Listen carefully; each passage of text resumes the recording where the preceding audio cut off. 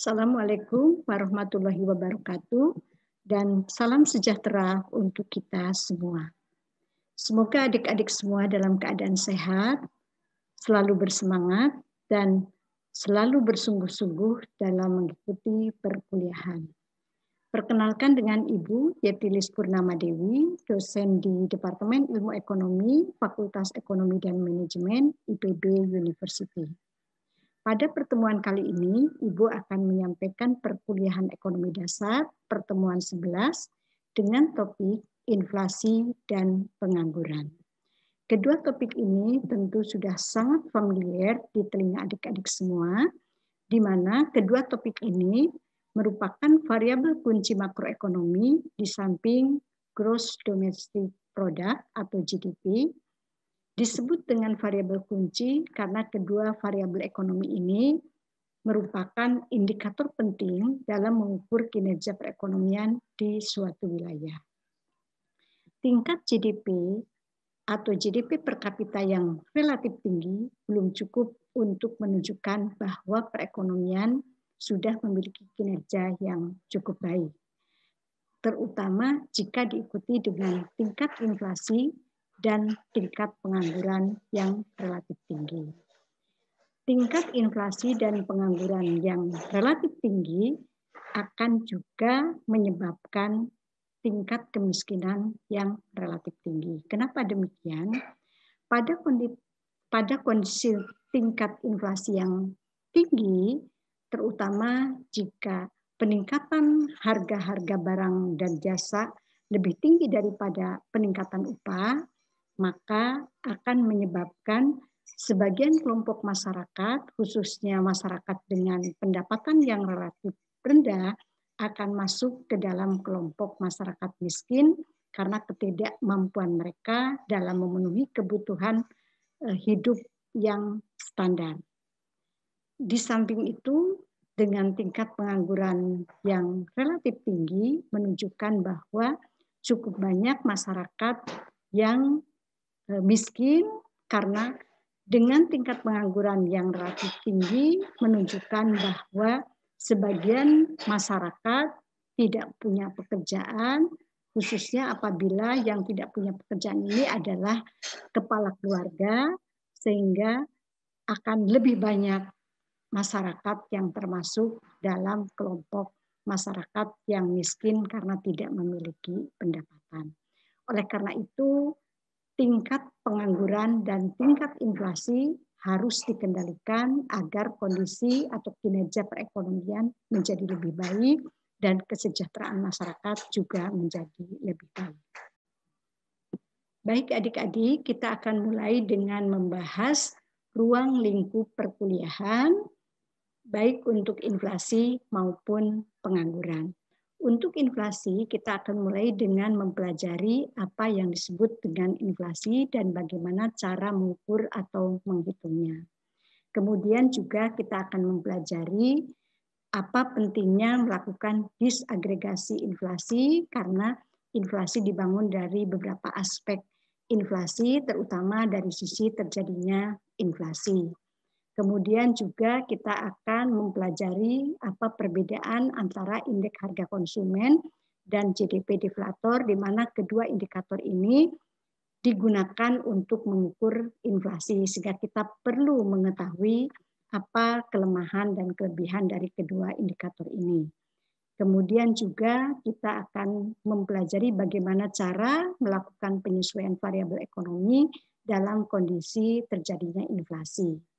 Dalam hal ini, contohnya kalau ada peningkatan nilai variabel ekonomi, contohnya pendapatan atau peningkatan pendapatan, belum tentu peningkatan pendapatan tersebut menunjukkan adanya peningkatan daya beli atau kondisi ekonomi yang lebih baik.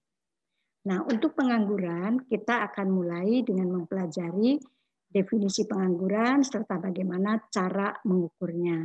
Kemudian juga kita akan mempelajari jenis-jenis atau kategori pengangguran serta mempelajari faktor-faktor yang mempengaruhi pengangguran, khususnya dilihat dari keberadaan serikat pekerja atau labor union dan Undang-Undang Upah Minimum serta teori upah efisiensi. Baik adik-adik, kita mulai dengan mempelajari topik yang pertama yaitu inflasi, dan kita mulai dengan mempelajari apa yang disebut dengan inflasi. Dalam hal ini BPS mendefinisikan inflasi sebagai suatu kecenderungan meningkatnya harga barang dan jasa pada umumnya yang berlangsung secara terus-menerus. Ya, BPS juga menyebutkan bahwa inflasi merupakan fenomena di mana terjadi penurunan nilai uang. Artinya, dengan jumlah uang yang sama, jumlah barang dan jasa yang dapat dibeli menjadi lebih sedikit. Atau untuk mendapatkan jumlah barang dan jasa yang sama, diperlukan jumlah uang yang relatif besar. Bank Indonesia juga mengungkapkan definisi tentang inflasi dan didefinisikan relatif sama, yaitu kenaikan harga secara umum dan terus-menerus dalam jangka waktu tertentu. Jadi dalam hal ini Bank Indonesia mendefinisikan inflasi dengan dilengkapi oleh dimensi waktu. Oleh karena itu kita mengenal ada inflasi bulanan, kemudian inflasi tahunan, dan kemudian ada inflasi di tahun kalender. Nah, ada inflasi, ada yang disebut dengan deflasi, yaitu kebalikan dari inflasi, yakni terjadinya penurunan harga secara umum. Nah, untuk lebih memperdalam pemahaman adik-adik mengenai inflasi, Ibu akan menyampaikan 2 pertanyaan terkait inflasi. Yang pertama, apabila adik-adik menemukan suatu produk mengalami peningkatan harga, misalnya harga buku mengalami peningkatan, apakah berarti secara pasti terjadi inflasi? Kemudian pertanyaan yang kedua, apabila BPS mengumumkan bahwa inflasi di bulan November 2019 adalah sebesar 0,20% misalnya, apakah berarti semua harga barang dan jasa mengalami peningkatan dan tidak ada harga barang yang mengalami penurunan? Nah, coba adik-adik jawab atau kaji kedua pertanyaan itu. Dan untuk mempermudah adik-adik menjawab pertanyaan itu, mari kita bahas tabel yang merupakan publikasi dari BPS mengenai perkembangan indeks harga konsumen atau inflasi di November 2019. Jadi pada saat awal terjadinya pandemi COVID-19 ya. Nah, kita lihat di sini ada 3 jenis inflasi, yaitu inflasi bulanan di November 2019 sebesar 0,14%, kemudian inflasi di tahun kalender khususnya dalam rentang Januari sampai November 2019 yaitu sebesar 2,37%, kemudian inflasi tahunan dari bulan November 2018 sampai November 2019 yaitu sebesar 3%. Dan coba kita fokus pada inflasi bulanan, yaitu inflasi di bulan November yang sebesar 0,14%. Nah, perlu adik-adik pahami bahwa inflasi dibangun dari 7 kelompok barang dan jasa yang dibeli oleh konsumen atau rumah tangga. Dalam hal ini adik-adik bisa lihat untuk 7 kelompok barang dan jasa yang pertama ini, semuanya mengalami peningkatan harga kecuali di pendidikan ya 0%, dan yang terbesar kita lihat adalah peningkatan harga di bahan makanan 0,07%, dan sebaliknya untuk harga untuk transport yaitu mengalami penurunan sebesar minus 0,01%. Nah, kalau kita jumlahkan antara nilai peningkatan harga dengan penurunan harga ini totalnya sama dengan inflasi di bulan November ini yaitu 0,14%. Jadi inflasi bulan November itu merupakan penjumlahan dari inflasi dari 7 kelompok barang dan jasa ini. Nah, mudah-mudahan dengan mempelajari tabel ini pertanyaan Ibu tadi bisa dijawab dengan baik. Berikutnya kita akan mempelajari bagaimana cara menghitung inflasi. Ada 5 tahap dalam menghitung tingkat inflasi. Pertama yaitu menetapkan paket atau kelompok komoditas barang dan jasa. Dalam hal ini, tidak semua barang dan jasa yang dibeli konsumen atau rumah tangga diidentifikasi harganya. Namun ditentukan beberapa komoditas barang dan jasa yang akan masuk ke dalam paket komoditas ini. Namun barang dan jasa yang masuk dalam kelompok ini harus merupakan atau mencerminkan pola belanja masyarakat secara umum. Artinya, barang dan jasa yang masuk dalam kelompok ini harus merupakan barang dan jasa yang umumnya selalu dibeli oleh hampir seluruh masyarakat yang ada di Indonesia. Nah, barang dan jasa yang masuk dalam kelompok ini ada 835 komoditas yang dikelompokkan ke dalam 7 kelompok barang dan jasa, terutama untuk tahun sebelum 2018 ya. Nah, saat ini atau di tahun 2018 dikelompokkan ke dalam 11 kelompok barang dan jasa. Nah, apabila sudah ditentukan barang dan jasa yang masuk dalam kelompok komoditas ini, kemudian baru dikumpulkan informasi harganya melalui survei biaya hidup. Disebut survei biaya hidup karena nilai atau total harga dari 830 komoditas tersebut mencerminkan biaya hidup dari masing-masing rumah tangga secara umum. Dan disebut survei karena pengumpulan informasi harga ini tidak dilakukan kepada seluruh rumah tangga yang ada di Indonesia, melainkan hanya kepada rumah tangga yang ada di 90 kota yang terdiri dari 34 ibu kota provinsi dan 56 kabupaten atau kota dengan total responden 141.600.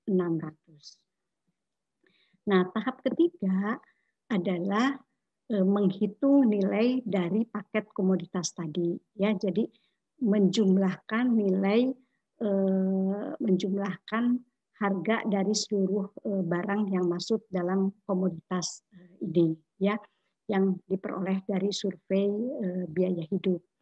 Nah, kemudian tahap keempat adalah menentukan tahun dasar agar dapat dihitung indeks harganya. Ya, dalam hal ini seperti tadi disampaikan, tahun dasar adalah 2018, tahun 2018, sedangkan sebelumnya adalah di tahun 2012.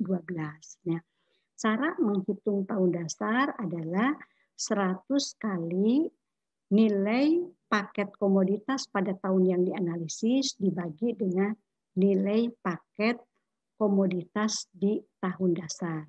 Jadi kalau ingin menghitung berapa indeks harga di tahun 2019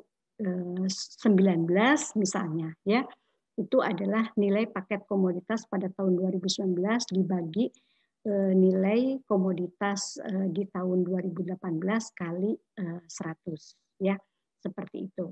Dan baru kita kemudian dapat menghitung tingkat inflasi, ya, tingkat inflasi dalam bentuk persentase, gitu ya. Dan kita lihat di sini rumusnya indeks harga konsumen pada tahun analisis dikurangi tahun sebelumnya, tergantung kita mau melihat inflasi dari bulan apa sampai bulan apa atau tahun berapa sampai ke tahun berapa, begitu ya. Nah, jadi ini adalah indeks harga tahun yang dianalisis dikurangi dengan indeks harga di tahun sebelumnya dan kemudian dibagi dengan indeks harga tahun sebelumnya kali 100%. Nah, ini adalah contoh perhitungan inflasi berdasarkan rumus yang tadi kita pelajari.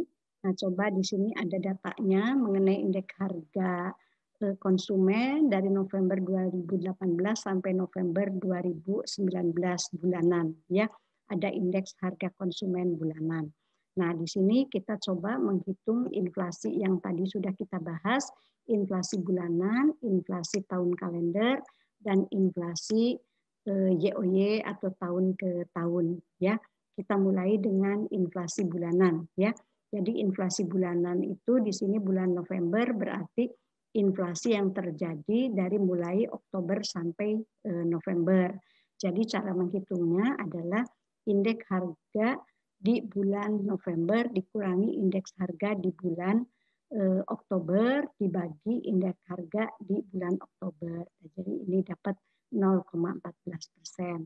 Nah, kemudian untuk tingkat inflasi tahunan, di sini 12 bulan, ya, dari bulan November 2018 sampai November 2019. Nah, berarti adalah indeks harga di tahun 2019 bulan November dikurangi indeks harga di bulan November tahun 2018, ya, dibagi indeks harga di tahun 2018 bulan November, ya. Sini 134,56, ya, dan 138,60 untuk November 2019, sehingga dapat nilai 3%. Dan untuk tingkat inflasi di tahun kalender di sini dalam rentang Januari sampai November berarti indeks harga bulan November dikurangi indeks harga di bulan Januari dibagi bulan Januari, ya. Jadi Januari di sini berapa? Januari 135,83, ya, dan November 138,6 sehingga dapat angkanya 2,37%, ya. Nah, sekarang kita akan mempelajari disagregasi inflasi di Indonesia. Dalam hal ini inflasi didisagregasi ke dalam dua kelompok, khususnya kelompok inflasi inti dan inflasi non inti, ya. Perbedaan kelompok inflasi ini didasarkan pada penyebab terjadinya inflasi. Untuk inflasi inti ini disebut inflasi yang cenderung persisten karena lebih disebabkan oleh pengaruh yang sangat fundamental atau mendasar, ya.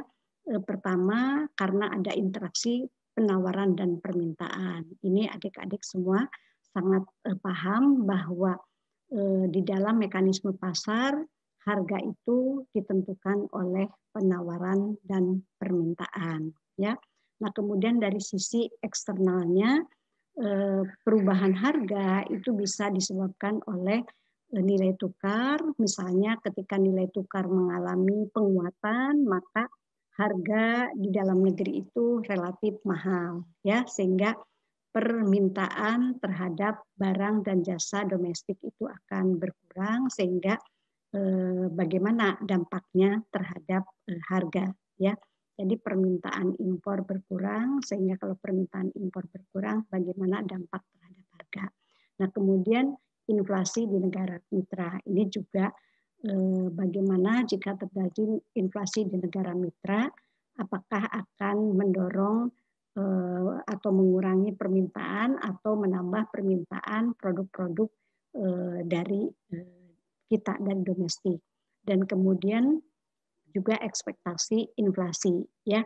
Ini juga akan ujungnya nanti ke penawaran permintaan juga, ya. Kalau misalnya ekspektasi inflasi di masa depan itu relatif besar begitu, maka konsumen atau masyarakat akan cenderung belanja lebih banyak saat ini, ya, sehingga permintaan terhadap barang dan jasa meningkat, sehingga akhirnya dengan kondisi penawaran yang relatif tetap akan meningkatkan harga, ya, lebih besar lagi.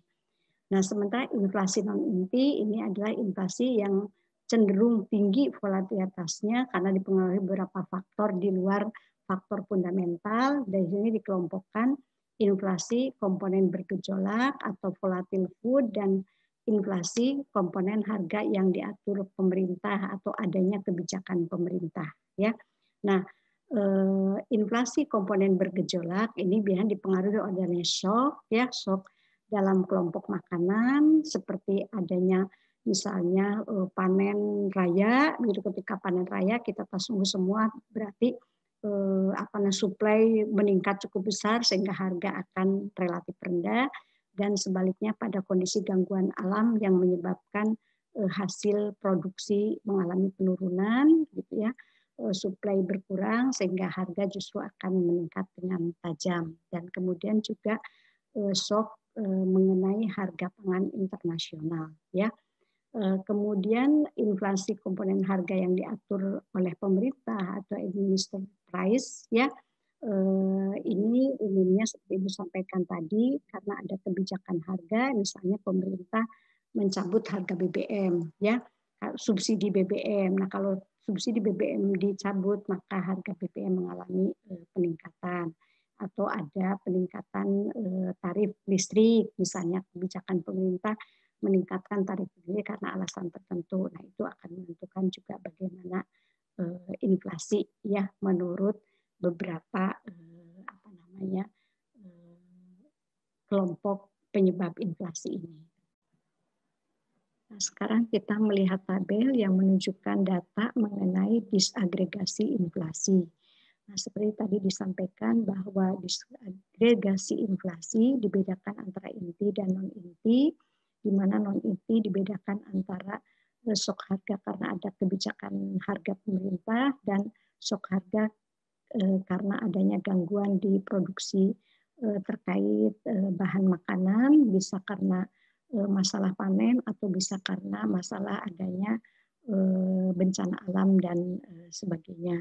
Dan di sini kita lihat kontribusi terbesar pada inflasi, di mana inflasi dibedakan antara bulanan, tahun kalender, dan inflasi tahun ke tahun, baik di inflasi bulanan, tahun kalender maupun tahun ke tahun, didominasi oleh sebab adanya gejolak di pangan, ya, mungkin karena panen atau karena bencana alam, ya.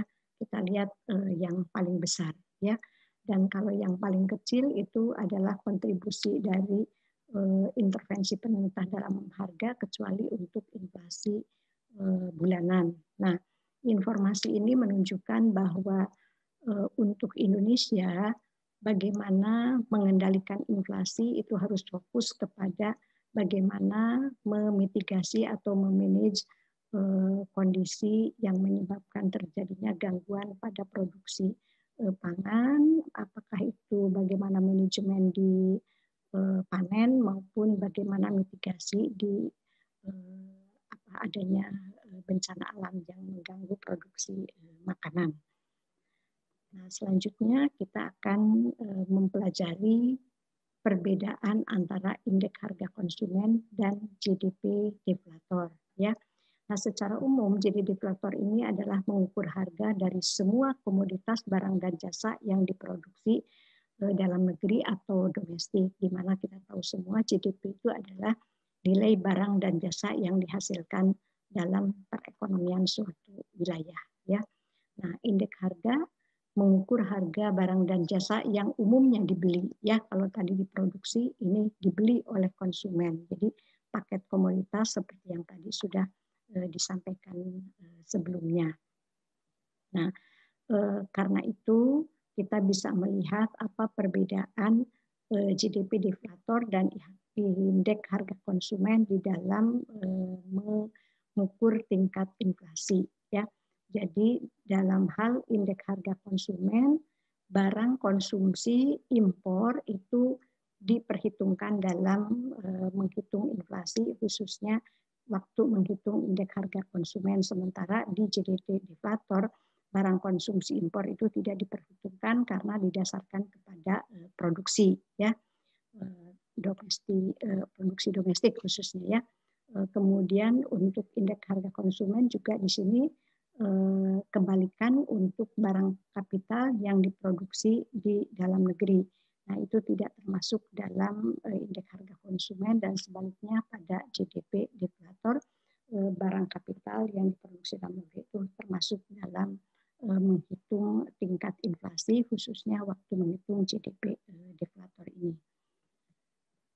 Nah, adapun beberapa kelemahan dari indeks harga konsumen, karena indeks harga konsumen ini yang sering atau yang utama digunakan dalam mengukur inflasi, ada 3 kelemahan, yaitu adanya bias substitusi, kemudian adanya muncul komoditas baru, dan tidak terukurnya masalah perbaikan kualitas dari komoditas.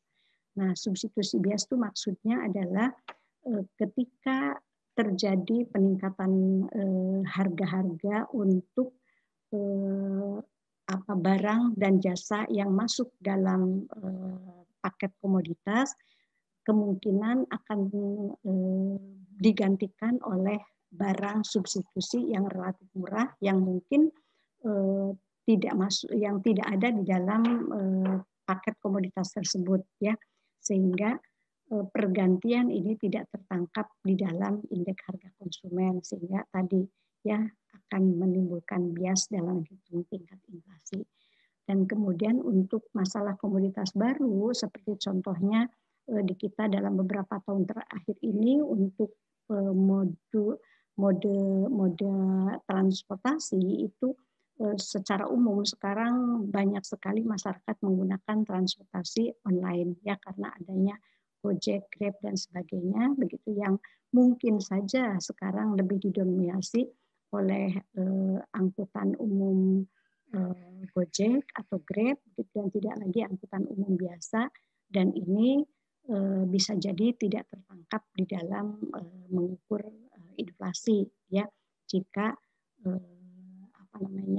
transportasi online sebagai pilihan baru di dalam moda transportasi ini tidak masuk di dalam paket komoditas barang dan jasa dalam mengukur inflasi.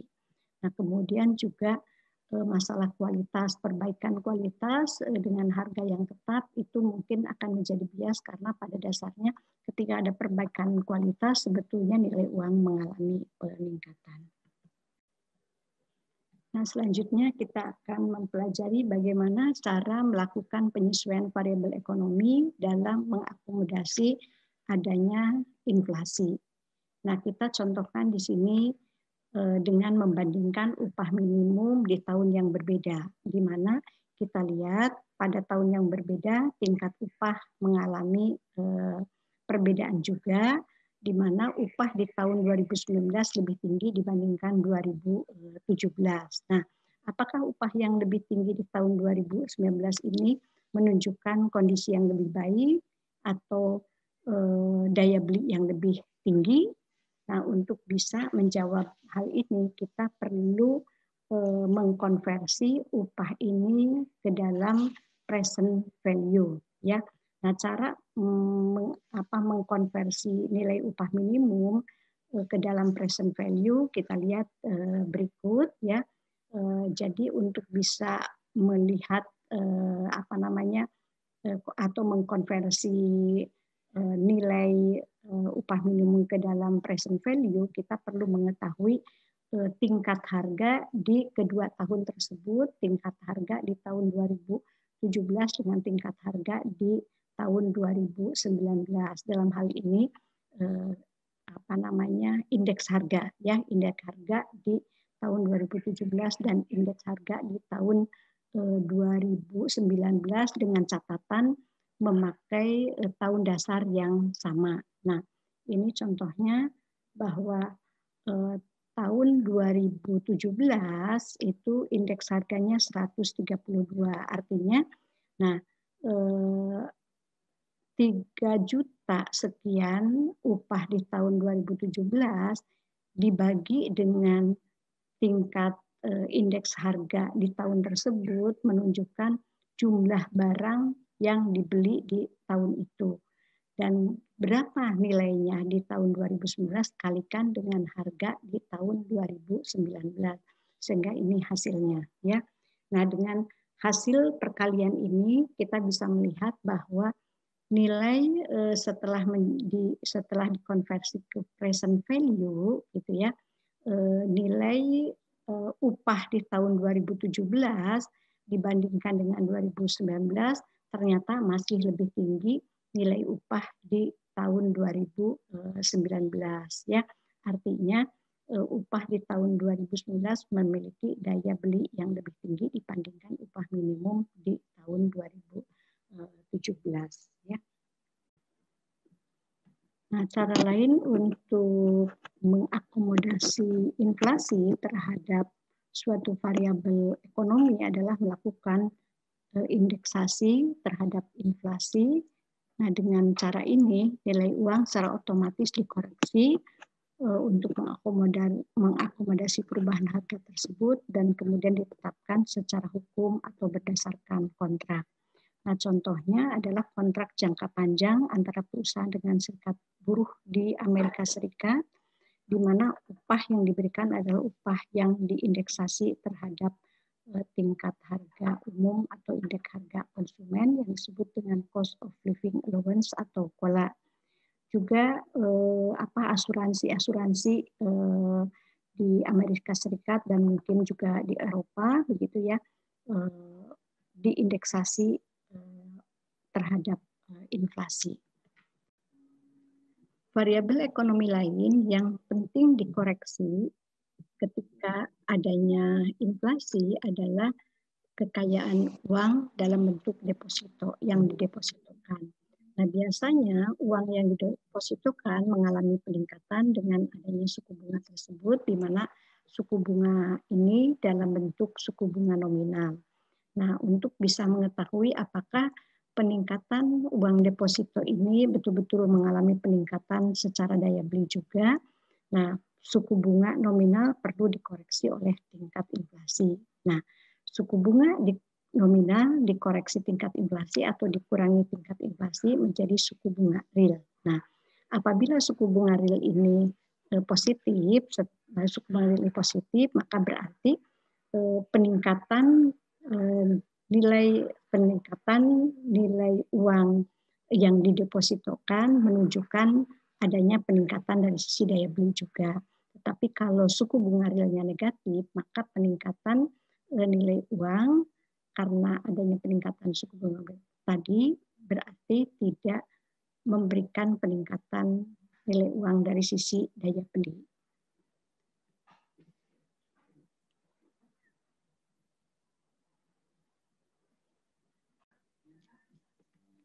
Adik-adik, baru saja sudah selesai kita mempelajari ruang lingkup inflasi dan kita lanjut dengan mempelajari topik yang kedua yaitu pengangguran. Kita mulai dengan mempelajari bagaimana mengukur tingkat pengangguran. Dalam hal ini terlebih dulu kita harus paham dengan diagram pengangguran yang kita bisa lihat bersama-sama dalam slide ini ya. Mungkin beberapa di antara adik-adik masih berpikir bahwa semua orang yang tidak bekerja atau tidak menghasilkan secara ekonomi adalah pengangguran. Nah, dengan melihat diagram ini akan lebih jelas siapa saja yang termasuk dalam kelompok orang yang menganggur. Nah, kita mulai dengan lingkaran yang paling luar, di mana lingkaran yang paling luar ini adalah seluruh populasi yang masuk dalam usia kerja, di mana usia kerja itu adalah 15 tahun ke atas. Nah, usia 15 tahun ke atas atau populasi usia kerja ini bisa dibedakan antara angkatan kerja dan bukan angkatan kerja. Nah, jadi yang bulat kedua itu adalah angkatan kerja. Nah, sementara irisannya yang irisan dari lingkaran usia kerja itu adalah bukan angkatan kerja. Nah, siapa saja yang masuk dalam bukan angkatan kerja adalah populasi atau penduduk usia kerja yang seperti adik-adik semua, siswa atau mahasiswa, dan ibu rumah tangga atau ibu-ibu yang mengurus rumah tangga, atau juga orang yang mempunyai kegiatan selain kegiatan pribadi, ya, tetapi bukan tidak menghasilkan secara ekonomi. Nah, untuk angkatan kerja, yaitu bagian dari usia kerja yang bukan tidak termasuk bukan angkatan kerja, ya, itu bisa dibedakan antara yang mempunyai pekerjaan dengan orang yang tidak mempunyai pekerjaan, ya. Jadi secara ekonomi tidak menghasilkan, dan orang yang tidak punya atau tidak menghasilkan secara ekonomi yang disebut dengan pengangguran. Untuk lebih detail masing-masing terminologi terkait dengan angkatan kerja dan pengangguran kita lihat berikut, ya. Nah, tabel ini menjelaskan secara detail masing-masing terminologi yang terkait dengan angkatan kerja atau usia kerja dan termasuk pengangguran, ya. Nah, di sini terlihat yang disebut dengan populasi usia kerja adalah seluruh orang yang berumur 15 tahun ke atas di suatu wilayah, ya. Nah, sementara yang disebut angkatan kerja adalah orang yang bekerja secara aktif, ya, aktif secara ekonomi, berumur 15 tahun ke atas dan bekerja pada seminggu sebelumnya. Jadi kalau sekarang tidak bekerja, tetapi seminggu sebelumnya bekerja, itu masih termasuk angkatan kerja selama dengan absennya itu hanya sementara dan mereka masih tetap pemilik pekerjaan. Ditambah dengan pengangguran, itu yang disebut dengan angkatan kerja. Nah, sementara yang disebut bukan angkatan kerja seperti Ibu sampaikan tadi, 15 tahun ke atas, tetapi mereka diklasifikasikan sebagai bukan angkatan kerja karena mereka punya kegiatan misalnya sedang sekolah atau sedang menjadi mahasiswa atau menjadi ibu rumah tangga, mengurus rumah tangga atau punya kegiatan lain yang selain aktivitas pribadi, ya, tetapi tidak menghasilkan secara ekonomi atau tidak bekerja secara ekonomi, tidak aktif secara ekonomi. Nah, orang yang bekerja tadi kan angkatan kerja yang angkatan kerja itu ada yang menganggur, ada yang bekerja aktif secara ekonomi. Nah, yang disebut bekerja, mereka itu disebut bekerja atau tidak menganggur, gitu ya. Minimal bekerja dalam seminggu berturut-turut, minimal perharinya adalah 1 jam, ya, 1 jam. Terlepas dari dia melakukan pekerjaan untuk orang lain atau untuk keluarga atau tenaga kerja keluarga yang tidak dibayar, itu termasuk angkatan kerja, ya. Jadi di sini contohnya adalah karyawan berbayar, wira swasta, dan pekerja tidak dibayar dalam bisnis keluarga. Nah, itu seperti tadi Ibu sampaikan, ya. Nah, pengangguran terbuka adalah orang yang tanpa pekerjaan tetapi sedang mencari pekerjaan. Kemudian juga orang yang tanpa pekerjaan tetapi sudah mendirikan bisnis atau melakukan investasi tapi belum selesai, ya, belum selesai dan usahanya belum mulai. Investasi sudah mulai. Juga orang yang tanpa pekerjaan tapi tidak mencari pekerjaan karena mereka tidak yakin dapat menemukan pekerjaan. Dan ada juga orang yang telah punya pekerjaan tetapi belum mulai bekerja, itu juga masih disebut sebagai pengangguran, ya. Misalnya sudah diterima di suatu perusahaan atau di suatu dinas begitu, ya, tetapi mulai bekerja baru bulan depan atau sekian bulan ke depan atau berapa minggu lagi gitu, ya, seperti itu. Nah, itu masih termasuk pengangguran. Nah, selanjutnya ini adalah cara menghitung tingkat pengangguran, ya. Jadi tingkat pengangguran itu diukur dari jumlah orang yang menganggur dibagi dengan jumlah angkatan kerja kali 100%. Sementara tingkat partisipasi angkatan kerja dihitung dari rasio antara angkatan kerja dengan populasi orang dewasa atau tadi populasi penduduk berumur 15 tahun ke atas kali 100%, ya. Di Indonesia, lembaga yang menghitung tingkat pengangguran adalah BPS, didasarkan kepada survei Angkatan Kerja Nasional atau Sakernas, di mana sejak tahun 2015 melakukan 2 kali dalam setahun, yaitu di semester pertama Februari dan semester kedua di bulan Agustus, dengan jumlah sampel rumah tangga 50.000 dan 200.000 di semester kedua di tahun 2017, ya. Dan menghitung tingkat pengangguran ini didasarkan kepada perhitungan jumlah populasi atau penduduk usia kerja 15 tahun ke atas. Nah, sementara di Amerika tingkat pengangguran dihitung berdasarkan penduduk dewasa, yang di sana penduduk dewasa itu adalah 16 tahun ke atas. Nah, di sana dilakukan juga dengan melalui survei terhadap 60.000 rumah tangga. Oke, pada bagian ini ada pertanyaan, apa yang sebenarnya diukur dengan tingkat pengangguran atau U-rate, ya? Nah, ini menunjukkan adanya suatu keraguan mengingat bagaimana metode penghitungan pengangguran. Memang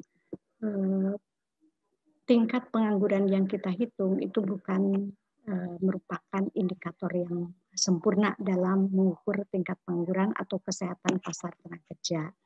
Namun demikian, tetap masih sangat berguna sebagai barometer dalam mengukur pasar tenaga kerja atau ekonomi. Ya.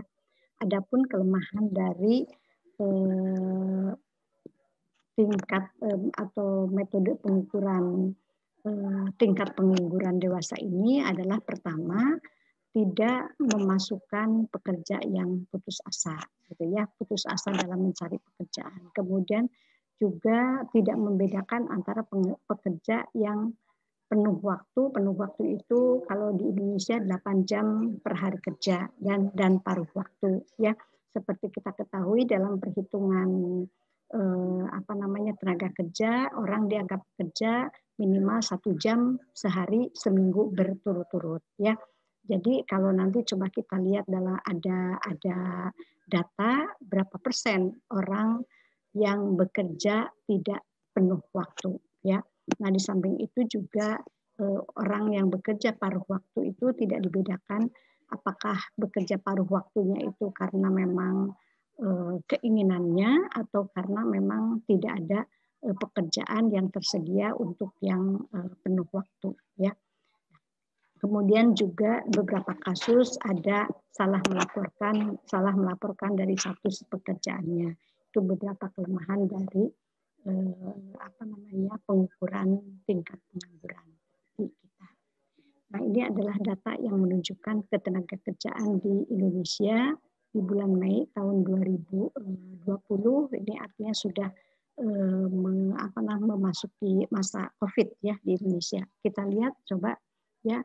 Nah, ini kalau dilihat dari tingkat pendidikan, pengangguran di Indonesia itu paling tinggi adalah untuk tingkat pendidikan SMK. Ini agak surprise bagi Ibu karena justru di Indonesia sekarang ini begitu gentar, begitu semangat untuk membuka SMA dengan harapan masuk SMK itu lulusan SMK akan mudah bekerja daripada lulusan SMA yang tidak bisa melanjutkan kepada perguruan tinggi, ya. Nah, ini bisa jadi barangkali karena dewasa ini jumlah sekolah SMK dibuka ini sangat banyak, ya. Seperti itu, sementara walaupun SMK lebih terampil, lebih siap kerja, namun mungkin kesempatan kerja kurang dibandingkan jumlah lulusan SMK. Nah, kemudian juga dilihat dari jam kerja, kita bisa melihat, ya, berapa persen orang yang bekerja penuh waktu dan paruh waktu. Jadi kita lihat memang cukup banyak yang bekerja tidak penuh waktu atau kurang dari 8 jam, itu ada 30-an%, ya, sekitar 30%. Nah, kemudian kalau kita lihat dari sisi tahun, trennya cenderung mengalami penurunan, ya, jumlah tingkat pengangguran dari 5,50% menjadi 4,99% di tahun 2020 ya. Jadi menurun walaupun tingkat penurunannya masih sangat tipis ya. Jadi sebetulnya masih kalau dibulatkan tetap di angka 5 gitu. 4,99 itu kan sama dengan 5 ya. Gitu. Nah, kemudian kalau dibedakan, maaf, kalau dibedakan ya kita lihat bahwa tingkat pengangguran laki-laki itu lebih tinggi daripada perempuan ya, secara umum setiap tahun begitu ya. Ini ya, yang kuning laki-laki, yang coklat perempuan. Jadi tingkat pengangguran perempuan relatif rendah. Baik adik-adik, selanjutnya kita akan mempelajari kategori atau jenis pengangguran terkait pertanyaan mengapa selalu ada pengangguran. Memang pengangguran itu selalu ada meskipun dalam kondisi ekonomi yang relatif baik ya. Seperti misalnya negara-negara maju itu walaupun mereka termasuk negara maju, pengangguran selalu ada. Nah, pengangguran bisa dibedakan antara tingkat pengangguran alamiah dan pengangguran siklis. Pengangguran alamiah adalah pengangguran yang terjadi pada kondisi full employment atau kondisi di mana semua sumber daya sudah digunakan secara optimal. Atau tingkat pengangguran normal di mana tingkat pengangguran aktual berfluktuasi. Nah, biasanya terjadi pengangguran pada kondisi full employment karena orang yang bekerja merasa tidak puas di tempat kerja karena beberapa hal. Sehingga mereka akan keluar dan mencari pekerjaan yang diharapkan bisa lebih sesuai. Sementara pengangguran serius adalah penyimpangan pengangguran dari kondisi alaminya. Dan terkait dengan siklus bisnis dan mengenai tingkat pengangguran ini akan dibahas kemudian ya. Nah, kemudian juga tingkat pengangguran bisa dibedakan antara pengangguran friksional dan pengangguran struktural.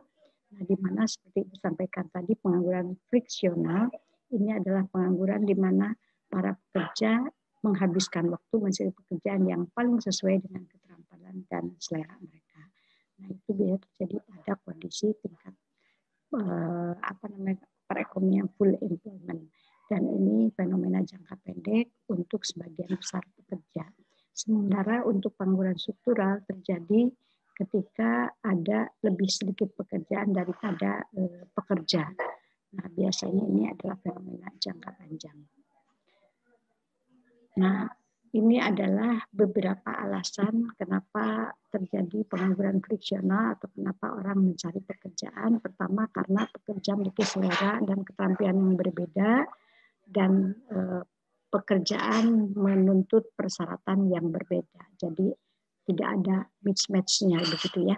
Nah, kemudian pencarian pekerjaan juga merupakan proses dalam rangka mencocokkan pekerjaan dengan pekerja dan pekerjaan yang sesuai. Nah, kemudian juga biasanya pengangguran friksional ini disebabkan adanya pergeseran sektoral, ya, pergeseran dari ada perusahaan atau industri yang mengalami keterpurukan dan ada industri yang mengalami kemajuan, ya, sehingga dari yang mengalami keterpurukan industrinya banyak terjadi PHK dan kemudian tenaga kerja ini akan beralih ke industri yang berkembang, namun tidak mudah kan karena masalah keterampilan, kompetensi yang tidak memadai dan sebagainya. Nah, jadi seperti ini ya yang dikemukakan di sini. Jadi karena perekonomian selalu berubah ya, maka terjadi pengangguran friksi itu tidak bisa dihindari. Nah, ini adalah kondisi pandemik COVID kemarin yang karena physical distancing yang disyaratkan sehingga menyebabkan kondisi di di ketenaga kerjaan itu seperti yang terlihat gambar ini ya. Walaupun demikian masih 50% ya pada kondisi adanya pandemik ini masih tetap bekerja. Nah, tetapi cukup banyak orang yang tidak bekerja. Artinya ini adalah mungkin seperti usaha mikro, usaha kecil ya yang mereka para pengusaha UMK ini tidak bisa bekerja lagi, ya. Kemudian ada bekerja sementara dirumahkan, ini cukup banyak juga begitu ya. Dan yang paling sedikit adalah terkena PHK, ya. Jadi yang PHK sedikit karena memang mereka tidak bekerja, diantaranya karena dirumahkan. Semoga saja ini bisa betul-betul kembali lagi bekerja, ya. Nah, kemudian ini adalah yang ter-PHK, ya. Dari yang PHK tadi 2,52%, paling banyak yang ter-PHK itu adalah laki-laki sebanyak 3,18%, ya. Nah, kemudian bagaimana pengangguran dipengaruhi oleh kebijakan publik, ya. Jadi tadi seperti yang kita lihat bahwa pengangguran itu salah satunya terjadi karena ada pergeseran sektoral dan juga karena adanya orang yang tidak puas dengan pekerjaannya karena tidak sesuai antara yang diinginkan dengan persyaratan pekerjaan yang ada. Nah, dalam hal ini pemerintah bisa sebagai agen tenaga kerja yang memberikan informasi tentang lowongan pekerjaan untuk mempercepat pencocokan antara pekerja dengan pekerjaan. Nah, kemudian ada juga fasilitasi publik berupa program pelatihan yang bertujuan untuk melengkapi pekerja yang dipindahkan dari industri yang mengalami keterpurukan dengan keterampilan yang dibutuhkan oleh industri yang mengalami kemajuan, ya. Nah, kemudian ada juga asuransi pengangguran, ya, atau unemployment insurance, ya. Program pemerintah ini bertujuan untuk bisa melindungi pendapatan para pekerja yang menjadi pengangguran. Nah, unemployment insurance ini bisa meningkatkan pengangguran friksional. Kenapa? Karena dari 10 prinsip ekonomi diantaranya adalah orang merespon insentif, ya. Jadi asuransi pengangguran ini merupakan insentif dan pasti sangat direspon oleh para penganggur. Nah, namun demikian biasanya karena apabila asuransi berakhir, para pekerja asuransi itu akan berakhir ketika para pekerja mendapatkan pekerjaan. Oleh karena itu ada kasus-kasus di mana para pekerja yang menganggur seperti ini itu mereka sedikit punya insentif untuk mencari pekerjaan karena mereka masih ingin menikmati atau merasa nyaman dengan mendapatkan asuransi untuk pengangguran, ya. Keuntungannya dari adanya asuransi ini adalah mengurangi ketidakpastian pendapatan bagi orang-orang yang menganggur tersebut, ya.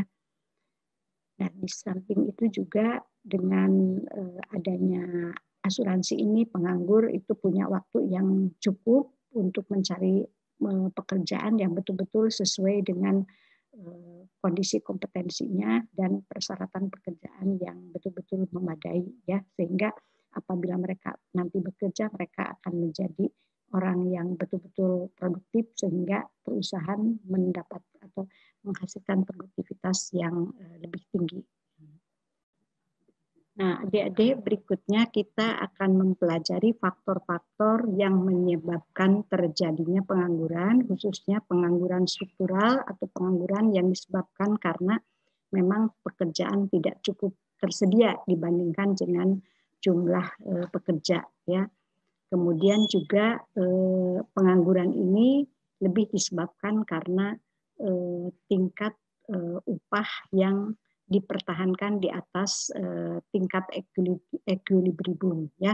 Dan kondisi ini bisa dijelaskan atau karena adanya hukum upah minimum, kemudian adanya serikat pekerja dan upah efisiensi, ya. Nah, ketiganya itu pada prinsipnya relatif sama, begitu ya. Diawali dengan adanya upah yang ditetapkan di atas equilibrium seperti yang terlihat pada gambar ini, ya.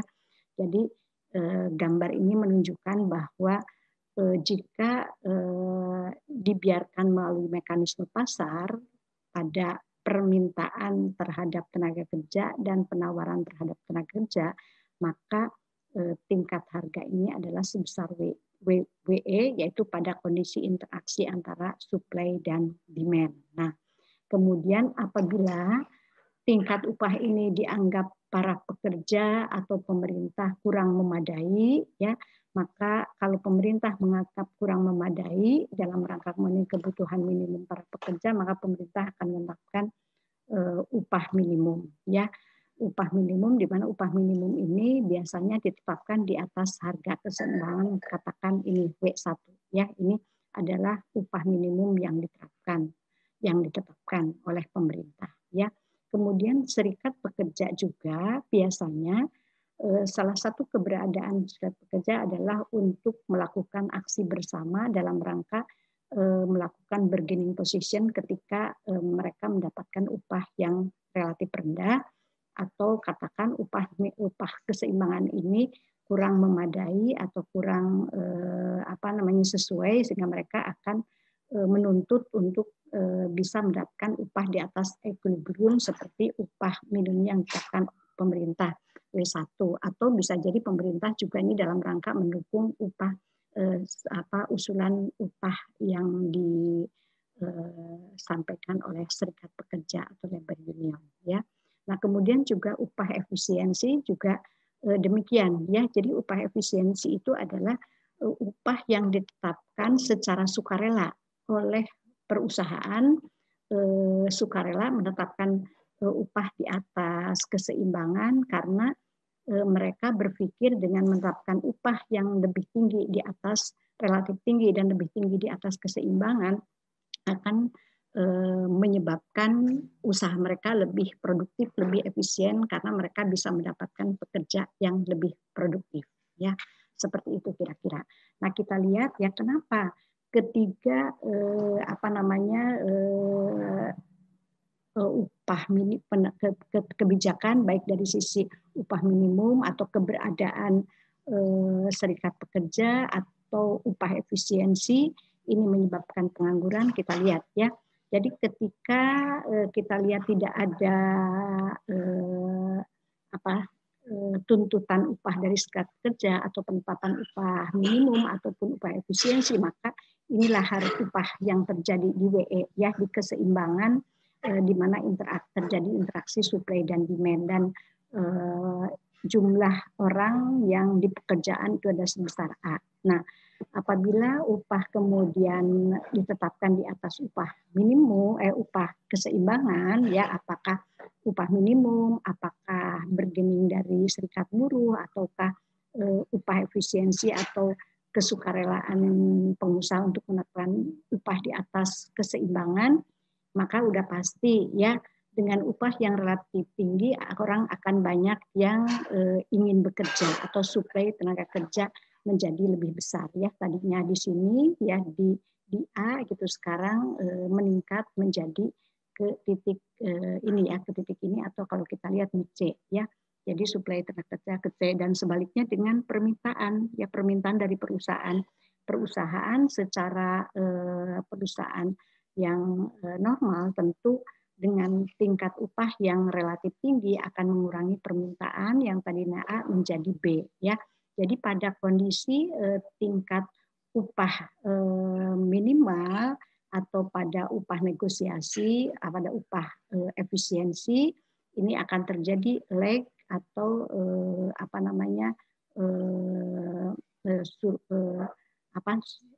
kelebihan surplus surplus penawaran, ya, surplus penawaran dari permintaan, ya. Jadi orang yang menawarkan pekerjaan lebih banyak dengan orang yang menerima pekerjaan, ya, atau permintaan. Jadi permintaan tenaga kerja lebih rendah daripada penawaran tenaga kerja, sehingga kelebihan dari penawaran tenaga kerja inilah yang kemudian menjadi pengangguran, banyaknya pengangguran, ya, atau unemployment, seperti itu, ya. Nah, secara detail kita lihat, ya, sepintas. Nah, jadi tadi seperti disampaikan upah minimum umumnya ditetapkan di atas equilibrium karena biasanya upah equilibrium dianggap tidak kurang layak begitu, ya. dan kemudian biasanya untuk dengan adanya upah minimum tadi ada perbedaan antara supply dan demand, dan perbedaan itu akan menjadi pengangguran, dan biasa yang menganggur atau yang tidak diserap atau mereka keluar dari perusahaan itu adalah orang-orang yang kurang terampil, karena perusahaan pasti akan mempertahankan tenaga kerja yang terampil dan berpengalaman, ya. Dan kemudian grup ini bagian kecil dari angkatan kerja sehingga upah minimum tidak dapat menjadi sebagian besar dari pengangguran, ya. Nah, itu ya. Jadi grup ini bagian kecil dari angkatan kerja sehingga upah minimum tidak dapat menjelaskan sebagian besar pengangguran, begitu ya. Nah, kemudian serikat pekerja nih kan tadi seperti disampaikan merupakan collective action atau aksi kolektif dalam bargaining position. Salah satunya adalah tawar-menawar dalam hal upah, atau juga bisa jadi hal-hal lain, tunjangan, kondisi kerja dan sebagainya, ya. Itu fungsi dari serikat pekerja, ya, memperjuangkan hal-hal yang diharapkan oleh pekerja, ya. Dan biasanya para serikat pekerja mengerahkan kekuatan pasar ini umumnya salah satunya menegosiasikan upah yang lebih tinggi dari para pekerja, dan biasanya para pekerja yang mempunyai serikat buruh itu mendapatkan upah 20% lebih tinggi daripada pekerja yang bekerja di perusahaan-perusahaan yang tidak mempunyai serikat buruh, ya, seperti itu. Nah, selanjutnya ini adalah penjelasan mengenai serikat pekerja, ya. Jadi ketika serikat pekerja menegosiasikan upah di atas equilibrium, begitu ya. Nah, maka pasti ada orang yang tetap bekerja di dalam perusahaan, ada orang yang keluar atau PHK, ya. Dan orang yang tetap bekerja itu biasanya orang-orang yang kualitasnya lebih baik, dan sebaliknya dengan orang-orang yang terkena PHK atau tidak dipekerjakan lagi. Nah, orang-orang ini yang tidak bekerja lagi biasanya pergi ke pasar tenaga kerja di lingkungan perusahaan yang tidak memiliki serikat buruh, ya.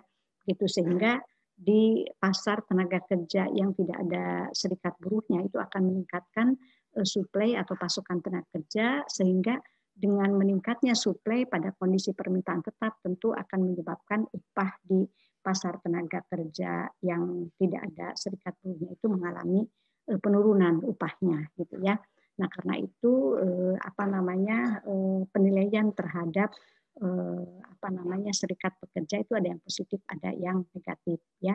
Nah, kritiknya menganggap bahwa serikat pekerja itu adalah kartel, ya. Jadi semacam monopoli di mana mereka bisa menaikkan upah di atas keseimbangan dan menyebabkan pengangguran, seperti tadi disampaikan, ya, pengangguran dan menekan upah di pasar tenaga kerja yang tidak ada serikat buruhnya. Nah, tetapi bagi pihak yang mendukung, serikat pekerja ini gabungan dari pekerja-pekerja menjadi suatu kekuatan pasar, karena mereka seharusnya demikian menghadapi perusahaan besar, ya. Jadi sebetulnya tidak seperti kartel kalau menurut pendapat yang pendukung, ya, karena mereka menghadapi perusahaan besar, jika dengan bergabung jadi jadi win-win solution, gitu lah, dalam berhadapan pekerja dengan perusahaan. Jadi di sini perusahaan diharapkan perusahaan akan lebih responsif terhadap pekerja. Nah, yang terakhir adalah upah efisiensi, ya. Upah efisiensi seperti tadi Ibu sampaikan adalah pada kondisi di mana ada perusahaan yang sukarela untuk membayar upah di atas keseimbangan dengan harapan bahwa dengan upah yang lebih tinggi di atas equilibrium mereka akan bisa meningkatkan produktivitas usahanya. Nah, kenapa demikian? Ada beberapa alasan, yaitu alasan kesehatan pekerja, pergantian pekerja, kemudian alasan mengenai kualitas kerja, dan upaya pekerja dalam menarik pelamar kerja yang lebih yang lebih bisa bekerja secara effortnya kuat lah untuk bekerja ya, seperti itu. Nah, masih ya, jadi dari sisi alasan kesehatan adalah bahwa dengan upah yang lebih tinggi mereka akan bisa mengkonsumsi pangan yang lebih bergizi sehingga mereka bisa lebih sehat, lebih produktif ya di dalam bekerja. Gitu. Nah, kemudian dari sisi alasan pergantian pekerja gitu ya, dengan memberikan upah yang relatif tinggi, perusahaan bisa lebih berhemat untuk tidak memberikan pelatihan, karena biasanya pelatihan diberikan kepada pekerja baru dan itu relatif mahal ya. Jadi dengan membayar upah yang relatif tinggi, pekerja bisa punya insentif lebih betah gitu ya, tidak keluar dari pekerjaannya. Dan untuk alasan kualitas pekerja, dengan menetapkan upah di atas keseimbangan, perusahaan yakin akan mendapatkan pekerja dengan kualitas yang lebih baik ya, kualitas pekerja yang lebih baik, lebih produktif. Nah, seperti itu. Nah, sementara juga untuk alasan terakhir begitu ya, effort ya atau upaya para pekerja dalam bekerja akan lebih baik dengan upah yang relatif tinggi. Dan kalau mereka berleha-leha ya di dalam bekerja, itu salah satu punishment-nya adalah mereka dipecat. Jadi apakah memungkinkan ya pemecatan itu akan membuat mereka itu menjadi jera begitu ya untuk bekerja leha-leha, tidak bekerja keras. Nah, ini tergantung kepada mudah sulitnya mencari pekerjaan lain ya. Jika mencari pekerjaan lain itu relatif mudah, mereka dipecat pun tidak menjadi beban berat bagi mereka ya, seperti itu. Beberapa hal menjadi tantangan di dalam perusahaan menetapkan upah efisiensi ya. Jadi itu tadi penjelasan terakhir mengenai terjadinya pengangguran akibat dari beberapa atau dari keberadaan upah minimum, kemudian keberadaan serikat buruh dan keberadaan upah efisiensi ini. Dan dengan selesainya menjelaskan upah efisiensi, berakhir pula perkuliahan untuk materi inflasi dan pengangguran. Ringkasan bisa adik-adik baca sendiri agar lebih effort untuk belajarnya lebih kuat, lebih bersungguh-sungguh ya. Semoga perkuliahan kita kali ini membawa manfaat yang besar untuk adik-adik dalam belajar ekonomi dasar. Wabillahi taufiq wal hidayah. Wassalamualaikum warahmatullahi wabarakatuh.